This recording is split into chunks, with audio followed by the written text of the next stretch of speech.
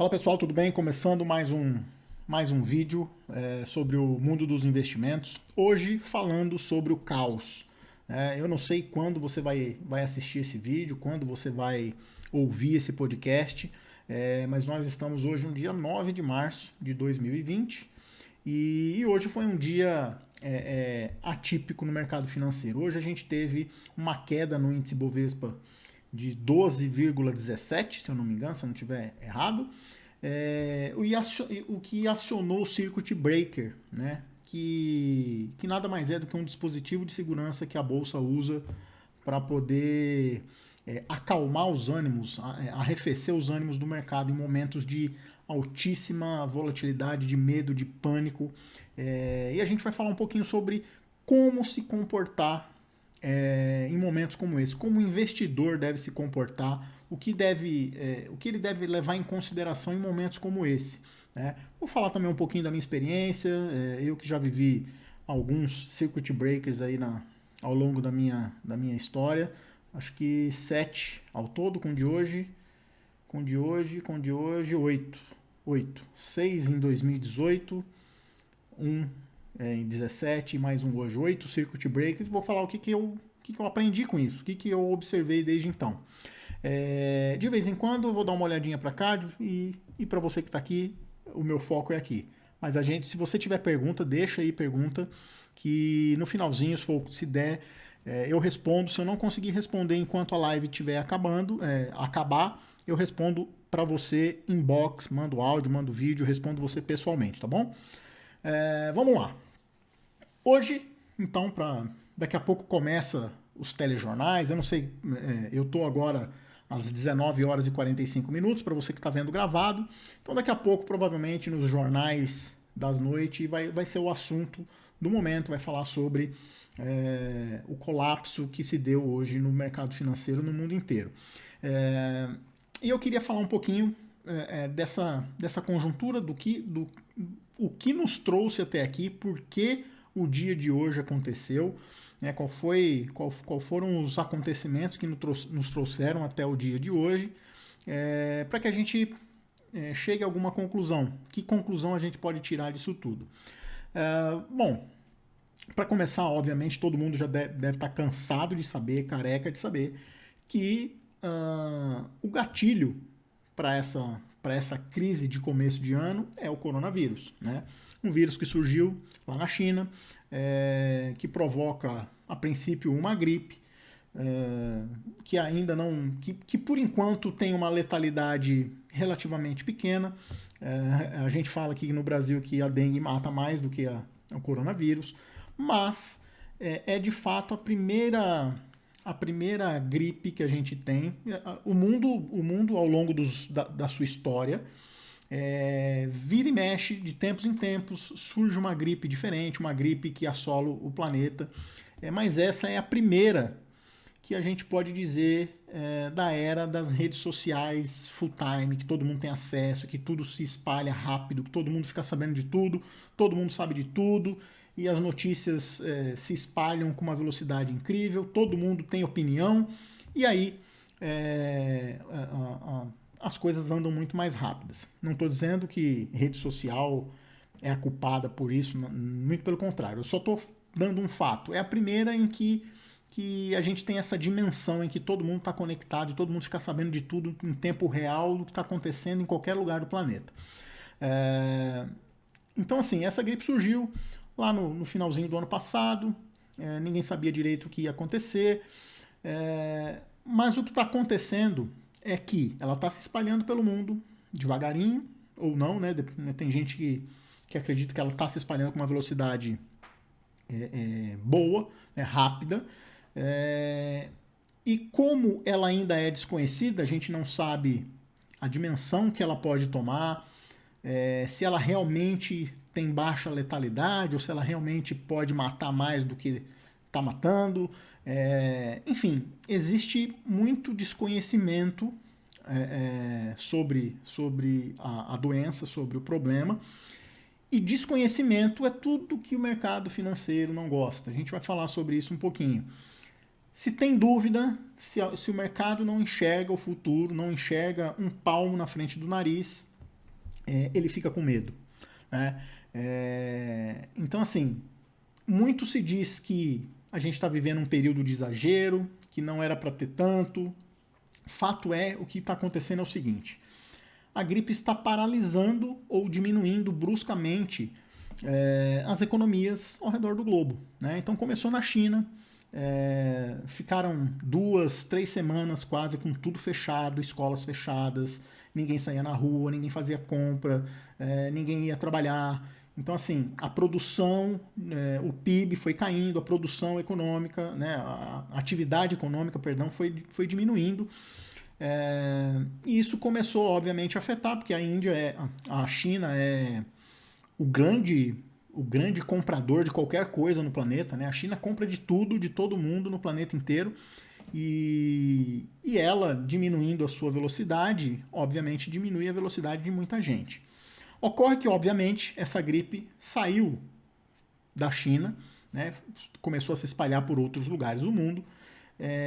E agora, na época do carnaval, a Itália, por exemplo, explodiu os casos de coronavírus e começou a ocorrer as mesmas coisas por lá. Nesse meio tempo, os bancos centrais pelo mundo começaram a ver que poderia ter um desaquecimento econômico no planeta, no mundo inteiro, e começaram a reagir, diminuindo taxas de juros, tentando dar alguns estímulos na economia, enfim, tudo para tentar diminuir os impactos dessa possível pandemia que provavelmente vai acontecer e a gente não sabe exatamente qual é a dimensão. Então, por que os mercados começaram 2020, terminaram 2019, pelo menos aqui no Brasil, terminou 2019 numa euforia gigante, bolsa subindo mais de 32%, 35%, os investidores animados, começou 2019 com pequenas quedas, mas todo mundo ainda visualizando 140, 130 mil pontos, enfim. Por que isso foi mudando em tão pouco tempo? Porque as economias começaram, de fato, a diminuir a sua atividade, e o receio de que isso se espalhe globalmente faz com que os investidores corram dos riscos, corram de investimentos de riscos, né? E aí, para colocar mais um tempero nessa salada toda, sexta-feira tivemos uma reunião da OPEP, né, que é a reunião dos maiores produtores de petróleo do planeta, onde eles estavam discutindo a diminuição da produção, né? A OPEP é uma organização em que esses grandes produtores de petróleo se reúnem ou têm sinergia, porque eles produzem produzem, obviamente, o mesmo produto, e eles se unem para poder determinar oferta e demanda, né? É algo meio discutível, né, do ponto de vista de econômico, do livre mercado, enfim, mas esse é um assunto para uma outra sentada. E aí, lá, os membros propuseram de que fosse diminuída a produção de petróleo. Por quê? Porque como a economia estava se paralisando por conta do coronavírus, a demanda por petróleo também estava diminuindo. Além do mundo não estar crescendo como se espera, a demanda estava diminuindo. Então, eles fizeram uma proposta de redução de produção para que, tendo menos petróleo no mercado, obviamente o preço se estabilizasse dali para cima, né? Ocorre que essa proposta não foi aceita pela Rússia, né, que é também um dos maiores produtores, e aí a Arábia Saudita falou: então tá bem, tá tudo certo, você não concorda, eu então, que tenho um poder de produção gigantesco, eu consigo elevar minha produção em 1,5 milhões de barris, assim, num estalar de dedos, de um dia para o outro. Eu não só não vou diminuir a demanda, como vou aumentar a produção de petróleo, e vou diminuir o preço. Ou seja, vai inundar o mercado de petróleo e vai baixar os preços.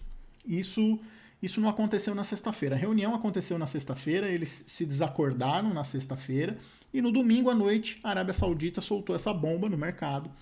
E aí ontem à noite já os mercados futuros já começaram a abrir em derretimento, né? Começaram a despencar e já era um presságio para o dia que estava nascendo.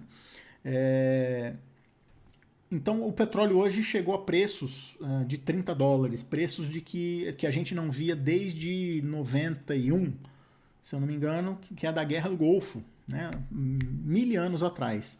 Então assim, o petróleo veio para um preço que fazia décadas que ele não atingia, de muito barato. E isso, obviamente, deu um choque no planeta, né? As pessoas já estavam com receio, com aversão a risco, com medo do coronavírus. E aí vem essa bomba, essa notícia de que a OPEP tinha se desentendido e de que dois players desse mercado tinham aberto uma disputa, né? Uma picuinha, vamos chamar assim, entre eles, para ver quem tem razão, quem não tem razão, como isso vai se resolver. Eu não tenho a menor ideia, visto que a gente tem dois líderes, né, um de cada país, que são osso duros de roer, não levam desaforo para casa, não gostam de perder, né, tanto Arábia quanto Rússia tem esse perfil. Então, só que ao mesmo tempo ninguém ganha com isso, né? Ninguém ganha com o preço do petróleo barato, nem Rússia, nem Arábia Saudita, nem OPEP, ninguém ganha.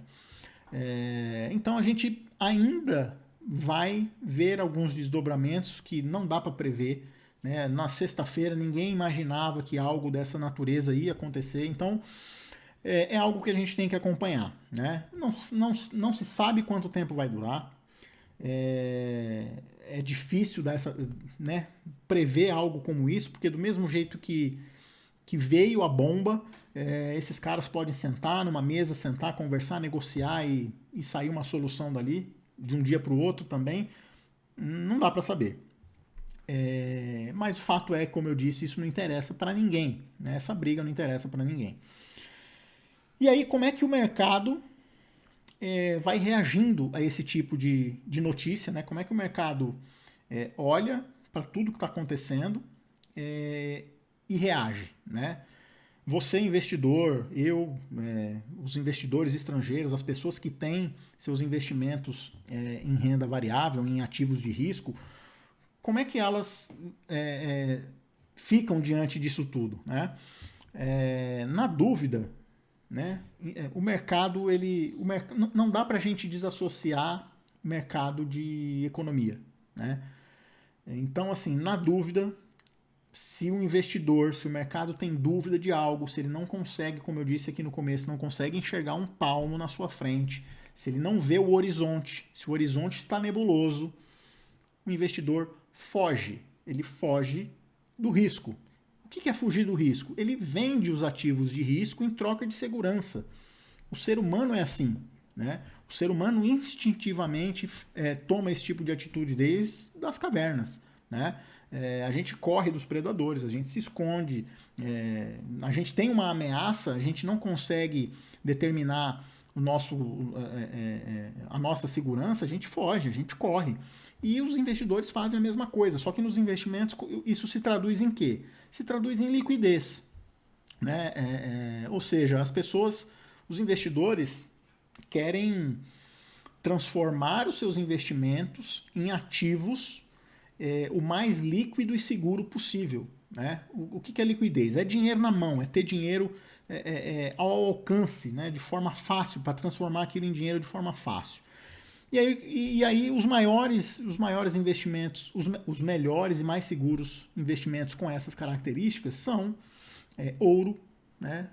Há uma corrida por ouro, porque ouro ao longo do tempo é um ativo que não perde esse valor, é uma reserva, é um bem que preserva capital, e também títulos do Tesouro Americano. né, que é considerado o investimento mais seguro do planeta. Então, na dúvida, os investidores vendem o que têm e levam para esses dois ativos via de regra. Ou ficam com dinheiro, ou transformam em dinheiro e esse dinheiro fica disponível em algum lugar. Ora, isso quer dizer você sair de ações, né? Ativos de risco, eu acho que você entende o que é. Ações, commodities, enfim, coisas que você não consegue garantir a rentabilidade, né? Coisas que você não sabe que vai subir de fato. Então, essa corrida faz o seguinte, porque isso está intrinsecamente ligado, por exemplo, ao aumento do dólar. Como que isso acontece? Pensa no seguinte, você é um investidor, vamos usar o exemplo do americano. Você é um investidor americano e você tem investimentos no Brasil. Você aplicou na Bolsa Brasileira, em ações de ações brasileiras, enfim. Seu dinheiro tem um pedaço do seu dinheiro aqui. Nesse caos, você quer ter investimentos mais seguros. Você quer levar o seu dinheiro para casa, você americano quer levar o seu dinheiro para casa. O que você tem que fazer? Você tem que vender as ações que você tem aqui na Bolsa, né? Ou seja, você vai ser mais um player vendendo suas ações.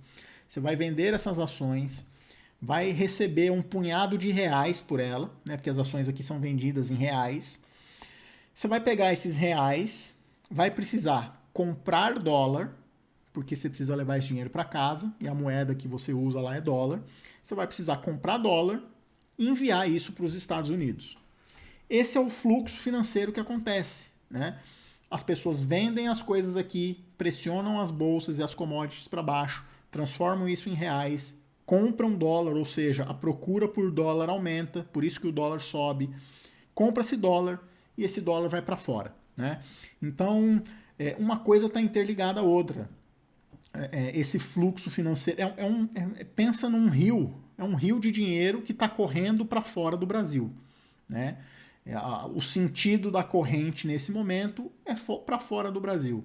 As pessoas estão vendendo aqui e levando o dinheiro para fora, transformando em dólar e levando para fora, e isso faz com que o dólar suba, né? Tem uma procura por dólar muito grande, por isso que a moeda sobe. O real é a moeda que mais desvalorizou nesse começo de ano aí. Então, assim, beleza. Eu já sei o que está causando essa crise, eu sei que o coronavírus é o causador, é o vetor da crise, é ele que está por trás, inclusive, da crise, nessa nova crise aí, dessa briga de petróleo. Mas o que a gente pode esperar, né? Dada essa situação, o que o investidor pode esperar?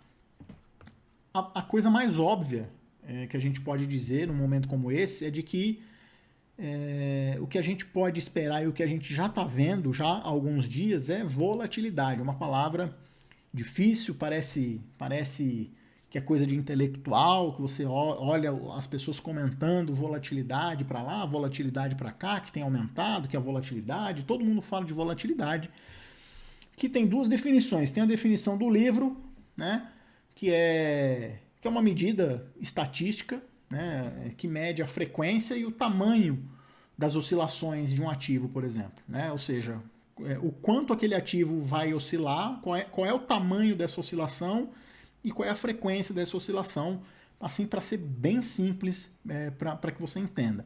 Essa é a definição do livro, né? E a minha definição é que volatilidade é um indicador do cagaço, né? É um indicador do medo. Volatilidade nada mais é do que medo, né? É muito mais simples a gente traduzir o que é volatilidade. Quando o mercado está com medo, quando o mercado não sabe o que vai acontecer, quando o mercado está se cagando de medo, a volatilidade sobe. Porque ninguém sabe o que vai acontecer, então tem gente que acha que vai subir, tem gente que acha que vai cair, então fica aquela loucura, aquela montanha russa, e aí a volatilidade sobe. E volatilidade alta significa prejuízos no curto prazo, imprevisibilidade, muitas ações subindo ou caindo de forma exagerada, né? Então, isso a gente pode esperar, a gente já está vivendo isso, né? Essa altíssima volatilidade, mas ela não vai embora tão cedo, né? Tudo indica ela vai permanecer até que alguma luz no fim do túnel seja vista, né? Que luz no túnel poderia ser essa? É uma cura muito fácil, muito simples e barata, que seja possível espalhar, cura ou remédio, né? O tratamento, enfim, seja lá o que for. Cura para gripe, não existe cura para gripe, mas pode existir uma vacina, pode existir um remédio eficaz que combata o vírus, enfim. Se isso acontecer de maneira rápida, for fácil de produzir, barato de produzir e fácil de espalhar, né? Que isso chegue o mais rápido possível aos países infectados, isso pode, obviamente, o coronavírus pode perder o sentido da preocupação e tudo volta ao normal. E aí as economias tendem a começar a dar novos passos em direção ao crescimento, né? Enquanto isso não acontecer, enquanto a gripe continuar se espalhando cada vez mais, notícias de gente morrendo pelo planeta fora, ainda vai se continuar com uma volatilidade absurda. E agora a gente adicionou, né, a questão do petróleo. É mais uma coisa que a gente não sabe o que vai acontecer. Agora a gente tinha só o coronavírus, agora a gente tem o coronavírus e a doença. São duas variáveis que estão intrinsecamente ligadas, né, elas estão indiretamente ligadas, porque a crise do petróleo só começou por causa do coronavírus, né, e agora elas precisam se resolver de maneira conjunta. Então agora são duas variáveis, ou seja, a imprevisibilidade, a incerteza duplicou, né? A gente não tem uma variável a mais para se preocupar. Então eu não acredito que a gente vá sair dessa alta volatilidade de maneira tão rápida e tão simples. E como a gente deve se comportar, quando eu digo a gente, investidor, né? Você que está na bolsa, você que está pensando em entrar na bolsa, como é que você deve se comportar em momentos como esse, né? Eu vou começar falando pela minha experiência. Esse é eu falei, né, meu oitavo circuit breaker, né? Ou seja, eu já vi eu já vi 8 dias como esse de hoje. Não é um evento simples, não é um evento que acontece a todo momento, é um evento fora da curva, e eu já passei por esse momento 8 vezes, né? E o que eu posso dizer que eu aprendi com esses 8 dias, né? Com essas 8 visualizações? Eu comecei no mercado em 2006 para 2007, né? E já em 2008, ainda muito inexperiente, nunca tinha visto uma queda de mercado.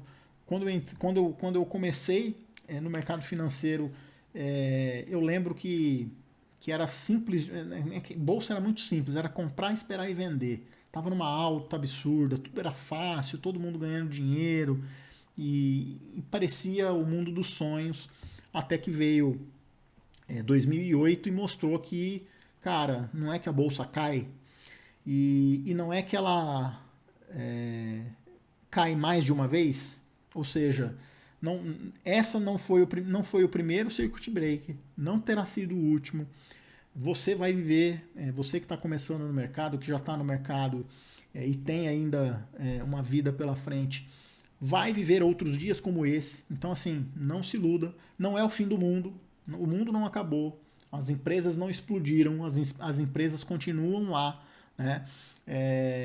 Continuam produzindo, continuam dando lucro. É claro, se o mundo parar, elas vão dar menos lucro, vão vender menos, tá? Faz parte do jogo. Mas a gente tem empresas no índice Bovespa, empresas quase centenárias, né? Então, assim, todo mundo, a crise vem e a crise vai, tá? Então, como você deve agir, como você deve enxergar esse momento que a gente está passando no mercado? Primeiro, eu sei que é difícil, é desafiador, se você, principalmente para você que está com posições, se você que tem ações, você que está no mercado, eu sei que isso é muito difícil, porque você olha lá o seu patrimônio diminuindo, você vê lá perdas de X reais, X mil reais, e aquilo vai te angustiando, vai te dando dor no estômago, vai te preocupando, vai te deixando com insônia. Eu sei de tudo isso, já passei por isso, sei como é. Mas a gente tem que mudar um pouquinho a visão sobre esses momentos de mercado. A gente tem que olhar para isso com mais otimismo. Né? Primeiro é ter calma, né? É entender que isso faz parte do jogo, entender que esses momentos fazem parte do jogo e ter calma, respirar fundo, evitar o efeito manada. Né? Qual que é o efeito manada? Tem duas formas da gente encarar o efeito manada. Tem aqueles que os alarmistas, os caras que dão valor para catástrofe, então o mundo acabou, esquece, vou vender tudo, nunca mais eu entro em bolsa, vou vender e vou botar meu dinheiro na poupança, porque esse negócio de bolsa é enganação, não quero nem saber, vou embora. Né? Tem os alarmistas e tem os caras que falam, não, agora não vai cair mais, né? Já caiu 12%, não tem jeito de cair mais, eu vou comprar agora, porque, cara, não vai cair mais. Petrobras caiu 30% hoje, não pode cair mais 10% amanhã. Né? Então eu vou comprar tudo hoje. Então, esses dois comportamentos são equivocados. Né? Uma coisa que eu aprendi, né, nesses circuit breakers que eu já vivi, é de que não tem nada tão ruim que não possa piorar, e o inverso também é verdadeiro, não tem nada tão bom que não possa melhorar. Desses 8 circuit breakers que eu vivi, 6 foram no mesmo ano. Né? Ou seja, teve circuit breaker, cara, um atrás do outro. O mercado enlouqueceu, o mercado foi ao fundo do poço, mas depois se recuperou. Né? Então, assim, evite o efeito manada, olhe com otimismo, tenha calma, respire fundo, né? Olhe para suas ações, vejam aquelas empresas que fazem sentido para você, né? Ou seja, que você se sente parte do negócio, porque o mercado de ações nada mais é do que você comprar participação em empresas, certo? Isso é básico, todo mundo sabe. Então, você olha para sua carteira, qual dessas empresas você se sente com vontade de ser dono? Cara, eu gosto desse negócio, eu quero fazer parte dessa empresa como dono, quero receber meus dividendos, quero aumentar a minha participação, porque eu vejo o futuro nesse negócio. Assim como a gente faria fora do mercado de ações. Né? Se você vai investir num negócio fora, né? Você vai investir num restaurante, vai investir num novo negócio, uma startup, seja lá o que for, você quer aquilo para você, né? Então veja na sua carteira, se você já é um investidor que está dentro do mercado, veja essas ações. Se você tiver reservas, né? Se você tiver mais dinheiro, analise se vale a pena colocar mais, né? Se os indicadores que você costuma olhar para comprar melhoraram nessa baixa. Né? Por quê? Porque se você, num dia como hoje, em que as ações, acho que não tem nenhuma ação que não caiu mais do que 5% hoje, né? De 5% a 30%. Petrobras, por exemplo, caiu quase 30%. Então, analise isso e, se for o caso, compre mais, aumente a sua participação na empresa. Se os indicadores forem sólidos, fizerem sentido para você, aumente a sua participação. Por quê? Porque, como eu disse, crises vêm, crises vão. Petrobras já custou R$3,5, R$4, já foi a 32, hoje fechou a 16. Né? Então, assim, já teve endividada e já teve lucro absurdo nesse trimestre que passou. Analise isso. Se fizer sentido para você, aporte mais capital. Uma das coisas mais sábias que um investidor pode fazer e pode ter como hábito é fazer aportes na sua carteira de maneira regular. Né? Então, mensal, bimestral, o tempo que você achar que é bom para você e que é possível para você. Se você veio comprando nos aportes mensais ações desde 2018, o preço das suas ações hoje estão bem menores do que, né, o custo de aquisição das suas ações estão menores do que quem comprou agora em janeiro, entrou no mercado agora. Né? Então, a crise, essa queda de hoje, machuca muito menos você que tem esse hábito do que quem é impulsivo, quem age pela emoção, quem vende as suas ações em momentos de caos, incerteza. Né? Então, baixa a poeira, bota a cabeça no lugar, analisa a sua carteira, aquelas que fizerem sentido, aporte mais capital, aquelas que não fizerem sentido, aquelas que você comprou porque era uma aposta, eu entrei nessa ação aqui porque eu achei que eu entrei pelo gráfico, seja lá o que for, analise se vale a pena manter, né? Analise o gráfico novamente, analise os indicadores, veja se faz sentido. Se fizer sentido e se você quiser aportar um pouco mais, faça isso. Se não, espere um pouquinho. Não haja na emoção, não haja no olho do furacão. Por quê? Porque as empresas, hoje o mercado caiu 12%. Né? Caiu, o índice Bovespa caiu quase 10 mil pontos. É muita coisa, muita coisa. Né? Acontece que as empresas, como eu disse, não pararam de vender. Enquanto a bolsa caía, as empresas estavam vendendo, as empresas estavam lucrando, muitas delas contratando, a roda estava girando ainda. Né? Então é difícil acreditar que, por exemplo, Petrobras tenha perdido mais de 80 bilhões de valor de mercado num único dia, que ela tenha perdido quase 50% do seu valor em 2 semanas. É difícil acreditar que isso seja racional, né? De que algo perdeu tanto valor de uma hora para outra, no estalar de dedos. É claro que mercado é soberano. Mercado é o que manda. Se o mercado fez a ação cair 30%, é porque ele acredita que tem que cair 30%. Mas depois a gente analisa o todo. E aí, como é que vai ficar? Os indicadores, o lucro, os dividendos, a produção, a margem. Aquela empresa continua entregando aquilo que ela sempre que ela entregou. Será que a Petrobras, com o lucro gigantesco que teve no trimestre passado, vai ter o mesmo lucro daqui para frente? Ela é capaz de gerar lucro ainda? Cara, se fizer sentido para você, vai lá e coloca mais, aporta mais, aporta mais capital. Né? Você tem que separar o seu pensamento. Você pensa na sua carteira como investidor, como sócio ou como especulador? Não tem nada errado em pensar como especulador, tá? Porque especulador é um mecanismo importantíssimo no mercado. Sem ele a gente não sobreviveria. Mas você tem que saber em que cabeça você está pensando naquele momento, de sócio ou de especulador. Se você é sócio, analise os números da empresa, assim como você faria se fosse comprar o restaurante da esquina, se fosse investir no restaurante da esquina. Então, analise isso, né? Respira fundo, né? Porque eu sei que é desafiador, eu sei que é difícil você olhar num dia e ter 100 mil, no outro dia ter 40, 60, 70, né? Se você tiver possibilidade, faça novos aportes, né?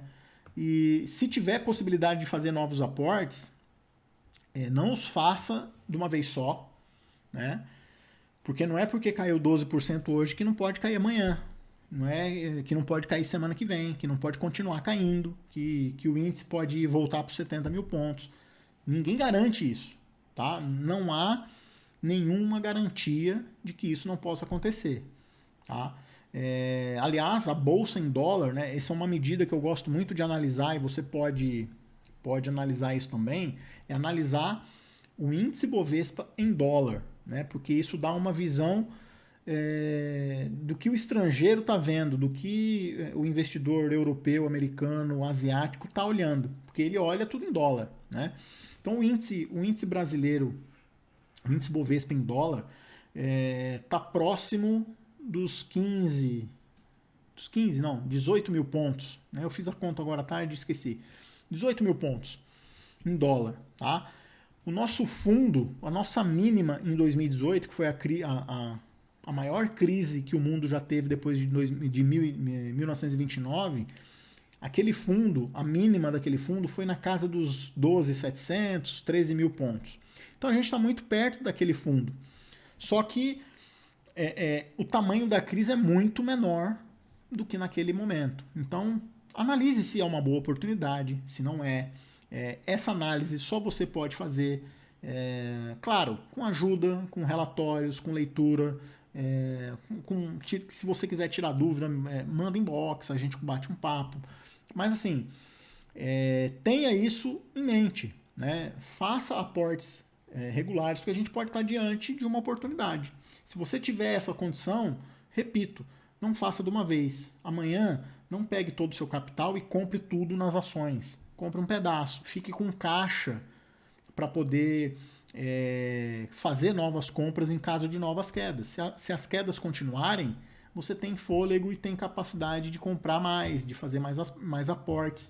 Claro, sempre repetindo, se fizer sentido para você, se aquelas ações forem daquela categoria em que você se vê como sócio. Né?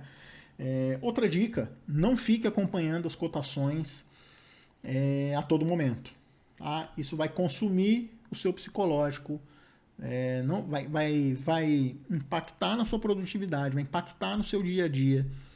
Tenha confiança, né? Ou seja, já tá no meio do jogo, você já tá com uma carteira, não vai vender, não tem pretensão de vender, analise de forma racional, faça os aportes que você tem que fazer e olhe a sua carteira no final do dia, ou de 2 em 2 dias, enfim, não fique ali com a tela olhando aquilo, olhando aquela piscadeira vermelha, né? Para quem está acostumado sabe o que eu estou falando, que fica piscando tudo vermelho e aquilo vai dando um desespero. Então, não faça isso, né? E se você ainda não está na bolsa, se você está ouvindo esse papo aqui e não está no mercado ainda, cara, entrar na bolsa, eu sempre tenho a opinião de que entrar na bolsa nunca tem hora, né? Qualquer hora é hora, principalmente para quem não está nela, né? Se você não está, você pode estar diante de uma oportunidade bacana de começar, né? E vale tudo que eu falei aqui até o momento, vale para você também. Escolha ações em que você se sinta confortável, que você se sinta dono, que você se identifique com a empresa, que, cara, você se sinta sócio. Cara, eu sou sócio da Petrobras, eu sou sócio da Ambev, eu sou sócio do Itaú, da BRF, do Pão de Açúcar. Eu sou sócio, eu gosto desse tipo de empresa. E me vejo sócio, eu quero receber dividendo, eu quero me aposentar com ações dessa empresa. E vai fundo, né? O mesmo vale para você. Se você tem um capital de X, não gaste o inteiro nesse momento. Coloque um pedacinho, veja o que vai acontecer, veja se o mercado vai continuar caindo, porque a volatilidade vai continuar alta. Né? Amanhã o mercado pode subir 5%, pode cair 10%, pode cair mais 5%, não sei. A volatilidade vai continuar alta. Então, compre um pouquinho. Se continuar caindo, compre mais um pouco, vá montando a sua carteira e passe a fazer aportes mensais ou, enfim, regulares, né? Mensais não é a melhor palavra, porque nem todo mundo consegue fazer mensal, mas faça aportes regulares, defina as datas de aporte para que você consiga entrar no mercado. Eu não tenho dúvida de que se você fizer isso, no longo prazo você vai ter bons resultados com isso, tá bom? E por último, uma coisa que a gente pode falar aqui depois num outro vídeo, numa outra oportunidade, que aí é uma coisa mais técnica, a gente tem que elaborar um pouco melhor, é possível, né, se você que já está no mercado ou que vai entrar, é possível a gente fazer uma espécie de seguro de carteira. Né? Então, se você está em ações, é possível fazer sim seguro de carteira. Não é difícil, não é complicado, pode ser barato e isso pode economizar muito nervosismo do seu dia a dia em momentos de estresse como esse. Alguns clientes fizeram esse tipo de proteção e estão dando risada. Por quê? Porque eles conseguem, eles estão tendo um retorno desse seguro, ou seja, estão ganhando dinheiro com a queda, estão obviamente perdendo dinheiro nas ações, mas eles têm dinheiro para comprar mais, aumentar a sua posição e perder menos do que o mercado. Então, isso faz muita diferença no longo prazo, é possível fazer, é simples, não é complicado, mas eu me comprometo aqui da gente fazer um vídeo depois falando só sobre isso, porque também esse seguro, por exemplo, não seria o melhor momento de se fazer agora, com volatilidade alta, com o mercado dessa maneira, nem ia funcionar. Isso tem que ser pensado no planejamento da sua carteira. Quando a gente está montando a sua carteira, com o mercado mais estável, com volatilidade dentro da média, a gente faz algumas simulações e faz esse tipo de seguro também, tá bom? Eu espero que o dia de hoje tenha... Cara, apesar do caos, apesar das perdas, apesar do seu estresse, do nervosismo das pessoas, eu sempre gosto de olhar as coisas pelo lado positivo. O que você aprendeu com o dia de hoje? Qual foi o ensinamento que você tirou com o dia de hoje? Né? Você tem que tirar algum ensinamento do dia de hoje. Do período do que a gente está vivendo, tem que vir algum ensinamento. Né? Por quê? Porque, como eu falei lá no começo, não será o último. Você vai passar por momentos assim novamente. E o que você vai fazer? Como é que você vai estar quando esse momento chegar? Né? Então, tire as suas lições. Entenda o que está acontecendo. Tenha calma, respire fundo. Saiba que o mundo não vai acabar. As empresas vão continuar lá. Continuar produzindo, continuar vendendo. A gente precisa continuar consumindo, comprando. Né? Enfim... o mundo não vai acabar, o Brasil não vai acabar. É claro que uma crise mundial não está descartada, né? Não sou guru, mas não está descartada, mas mesmo se vier, não terá sido a primeira e não será a última. Né? O mercado é feito de sobes e desces, né? E ao longo do tempo o mercado de ações, de uma maneira geral, tem mais sobes do que desces. Então é por isso que a gente está aqui, é por isso que a gente fala tanto de bolsa de valores, é por isso que a gente vende tanto esse mercado, porque vale a pena no longo prazo, se você souber administrar isso, se você souber como fazer da maneira correta e principalmente ajeitar a cabeça, né? Porque o mercado exige muito mais psicológico do que técnica. Eu posso te afirmar isso com toda a categoria. Não adianta nada você ter a maior técnica, o maior conhecimento e o seu psicológico não for bom. Né? Se você se irrita, se você não tem paciência, se você se estressa, se você toma atitudes em momentos de caos impensadas, isso só vai te prejudicar no mercado, isso só vai fazer com que você se afaste cada vez mais da sua liberdade financeira ou do objetivo que você quer atingir dentro do mercado de ações. Tá bom? Então é isso. Espero que tenha feito sentido para você. Apesar desse áudio de hoje, desse podcast de hoje, ter falado sobre um dia específico, sobre o que aconteceu hoje, no dia 9 de março de 2020, eu resolvi gravar ele para o podcast porque ele vai servir para qualquer momento. Se a gente tiver um circuit break daqui a 5 anos, tudo que eu falei aqui serve para daqui a 5 anos. Né? A lógica é a mesma, o racional é o mesmo. Assim como eu vivi o meu primeiro circuit breaker há 12 anos atrás, não mudou nada. Né? Eu aprendi com aquilo e estou passando isso para você. Espero que isso tenha feito sentido. Espero que você possa tirar algum proveito disso. A gente se vê na semana que vem. Grande abraço para você. Se você quiser tirar sua dúvida, falar comigo, sugerir algum tema, vai lá no meu Instagram, aqui no meu Instagram, @RobertoFrancischini. Manda lá no direct a sua pergunta, a sua dúvida, a sua sugestão de tema. Eu respondo todo mundo diretamente, mando áudio, mando vídeo, enfim. Eu tenho esse cuidado de falar com todo mundo lá no Instagram. E tenho também um canal no YouTube, roberto.francischini. Lá eu posto esses vídeos que eu estou fazendo aqui. E também tenho o meu podcast, que é Mundo dos Investimentos. Em qualquer ferramenta de podcast você pode encontrar. Basta digitar Mundo dos Investimentos no Spotify, no Google Podcast, no Apple, enfim, na ferramenta que você tiver aí, só digitar que você vai encontrar lá. Toda semana, toda quarta-feira eu subo um episódio novo lá. Espero que faça sentido para você, beleza? Grande abraço para você e até a semana que vem.